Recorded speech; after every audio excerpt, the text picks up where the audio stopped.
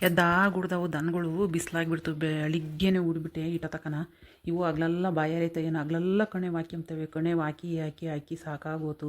ನಮ್ಮ ಅಜ್ಜಿನೂ ಇಷ್ಟೊತ್ತಿಗೆ ಊಟ ತಗೊಂಬರ್ಬೇಕಾಗಿತ್ತು, ಯಾಕೋ ಇಷ್ಟೊತ್ತಾದರೂ ಬರಲಿಲ್ಲ. ಇಟ ತಕ ನಿಲ್ಲ ಅಂತಾಳಲ್ಲ ಮನಸ್ತಿ. ನಮ್ಮ ಅಜ್ಜ ಉಪವಾಸ ಇರ್ತೈತೆ ಅಂತಂದೇಳಿ ಒತ್ತು ಮುಂಚೆ ಬರೋ ಅಂತಾಳು. ಯಾಕೋ ಏನೋ ತಡವಾಗಿಬಿಟ್ಟೈತೆ, ಯಾರನ್ನ ಬಂದ್ಗಿಂದಿದ್ರೆ ಏನೋ ಮನೆ ತಕ್ಕೆ ಅದಕ್ಕೆ ತಡವಾಗೈತೆ. ನಮ್ಮ ಅಜ್ಜಿ ಈಟ ತಕ ಇರೋ ಅಂತಾಳಲ್ಲ. ನಮ್ಮ ಅಜ್ಜ ಬೇಸಾಯಕ್ಕೆ ಹೋಗೈತೆ, ಈಟತ್ತಿಗೆ ಹೊಟ್ಟಸ್ಕೊಂಡಿರುತ್ತೆ ಅಂತಂದೇಳಿ ಇಟ್ಟದಕ್ಕೆ ಯಾವಾಗಲೂ ಬರೋಳು. ಏನೋ ಕಾರಣ ಇರುತ್ತೆ ಇಟ ತಾಕ ಬಂದಿಲ್ಲ ಅಂದರೆ ಏನಾಗಿದ್ದತು ಅಲ್ಲ ಕಣೆ. ಇಟಾ ತಕ ಆಗೈತೆ, ಬಿಸಿಲಾಗೈತೆ, ಈಟ್ ಜೋರಾಗೆ ಬರೋದು. ಕೂಗಿದ್ರೆ ನಾನು ಅಲ್ಲಿಗೆ ಬಂದು ತಾಂಬತ್ತಿದ್ದಿಲ್ಲ, ನಿನ್ನ ಕೈಲಿ ಆಗಲ್ಲ ಏನಿಲ್ಲ. ಅದನ್ನು ಒತ್ಕೊಂಡು ಇಷ್ಟು ಜೋರಾಗಿ ನಡೀತಿದ್ದೆ. ನಿಧಾನಕ್ಕೆ ಬಾ, ಏನು ತಡವಾದ್ರಾಗುತ್ತೋ ನೀನು, ತಡವಾದ್ರಾಗುತ್ತೆ ಏನು ನಾನೇನು ಉಣ್ಲಿಲ್ಲ ಅಂತಂದೇಳಿ ಹಂಗೆ ಅಂದ್ಕೊಂಡೆ. ಇಷ್ಟ ತನಕ ಬರಲಿಲ್ವಲ್ಲ ಅಂತಂದೇಳಿ ನಿಂದೇ ದಾರಿ ನೋಡ್ತಾ ನಿಂತ್ಕೊಂಡು ನೀನೇ ಬಂದಿದ್ದೀಯ. ನಿಧಾನಕ್ಕೆ ಬಾ, ನಿಧಾನಕ್ಕೆ ಬಾ. ಅಜ್ಜ ಇವತ್ತು ಒಂದಿಟ್ಟು ತಡವಾಗಿ ಬಿಡ್ತು ಕಣಜ್ಜ. ಬಸ್ಸಾಗೆ ಹಾಕಿದ್ದೆ, ಅರ್ಧ ಅಡುಗೆ ಆಗಿತ್ತು. ನೆಂಟರು ಬೇರೆ ಬಂದಿದ್ರು, ದೇವರಂತೆ ಕರೆಯೋಕ್ಕೆ ಬಂದಿದ್ದರು. ತಿರ್ಗ ನಾನು ಬಸ್ಸಾರು ಮಾಡಿ ಮುದ್ದೆ ಅನ್ನ ಮಾಡಿ ಅವ್ರಿಗೆ ಗುಂಬಕ್ಕಿಕ್ಕಿ ಟೀ ಮಾಡಿಕೊಟ್ಟು ಕಳ್ಸೋವತ್ತಿಗೆ ಲೇಟ್ ಆತವ್ರೇನು ದಿನ ಬರಲ್ಲ ಅಂತಂದೇಳಿ ಸೊಪ್ಪಿಂದು ಬಸ್ಸಾರಿಗೆ ಹಾಕಿದ್ದೆ. ಎಲ್ಲ ಹಚ್ಕೊಂಡು ಹುರ್ಕೊಂಡು ಹೆಸ್ರು ಮಾಡಿ ಸೊಪ್ಪಿಗೆ ಒಗ್ಗರಣೆ ಹಾಕಿ ಕಾಯಿ ತುರ್ಕೊಂಡು ಸೊಪ್ಪಿಗೆ ಒಗ್ಗರಣೆ ಹಾಕಿ ಮುದ್ದೆ ಅನ್ನ ಮಾಡಿ ಅದಕ್ಕೆ ತಡವಾತು. ನೀರು ಬೇರೆ ಬಿಟ್ಟರು ದನಗಳು ಇರ್ತವೆ ಅಂತಂದೇಳಿ ಎಲ್ಲಾದ್ರಕ್ಕೂ ನೀರು ತಂದೊಯ್ದು ಕೊನೆಗೆ ಹುಲ್ಲು ತುಂಬಿ ನಮ್ಮ ಅಜ್ಜ ಬಂದು ಬಿಸಿಲಾಗೆ ಪಾಪ ಸಾಕಾಗಿರುತ್ತೆ ಅಂತಂದೇಳಿ ಬುತ್ತಿ ತಗೊಂಡು ಬರೋವತ್ತಿಗೆ ತಡವಾಗಿಬಿಡ್ತು ಕಣಜ್ಜ. ಬೇಜಾರಬ್ಬ ಕಣಜ್ಜ, ಇವತ್ತೊಂದಿಟ್ಟು ತಡವಾಗಿಬಿಡ್ತು. ಪಾಪ ಬೋಲ್ ಹೊಟ್ಟಸ್ತೈತೋ ಏನೋ ಇತ್ಲಾಗೆ ನೋಡ್ತಾ ನಿಂತಿದೀಯ.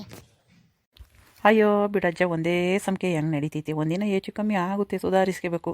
ಏನು ಮಾಡೋಕ್ಕಾಗುತ್ತೆ. ದಿನ ಉಂಡಿದ ಟೈಮ್ಗೆ ಉಂಬಕ್ಕೆ ನಾವು ರೈತರು ಕಣಮ್ಮ. ಆಗಲ್ಲ. ಅಪ್ಶಲ್ಸ್ ಆದರೆ ಟೈಮ್ ಸರಿಯಾಗಿ ಉಂಡು ಕೆಸಕ್ಕೆ ಹೋಗೋಕ್ಕೆ. ನಮ್ಮದು ರೈತರದ್ದು ಒಂದು ತಪ್ತಿಲು ಒಂದು ಬದುಕು ಇದ್ದೇ ಇರ್ತವೆ. ಯಾರಾದರೂ ಬಂದು ಕೂಕಂಬ್ತಾರೆ, ಬಿಟ್ಟು ಬರೋಕ್ಕಾಗಲ್ಲ. ನಮ್ಮ ಮನೆಗಳಿಗೆ ಒಂದು ಲೋಟ ಕಾಪಿಯ ಮುದ್ದೆನೋ ಏನಾರು ಇಕ್ಕಿ ಕಳಿಸ್ಬೇಕು.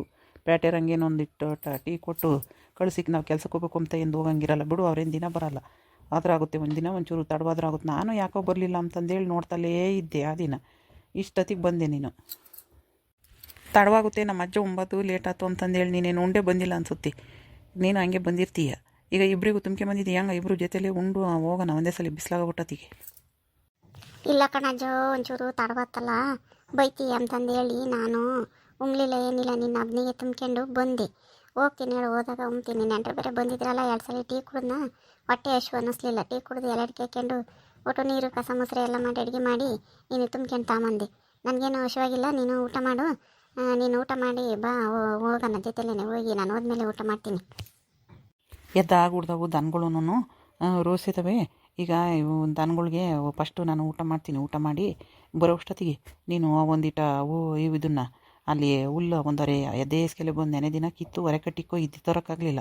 ಆ ಹೊರೆ ಹುಲ್ಲೆಲ್ಲನ ಹೊರಗಿಕ್ಕಿ ಕಟ್ಕೊಂಡು ಓದ್ಕೊಂಬ.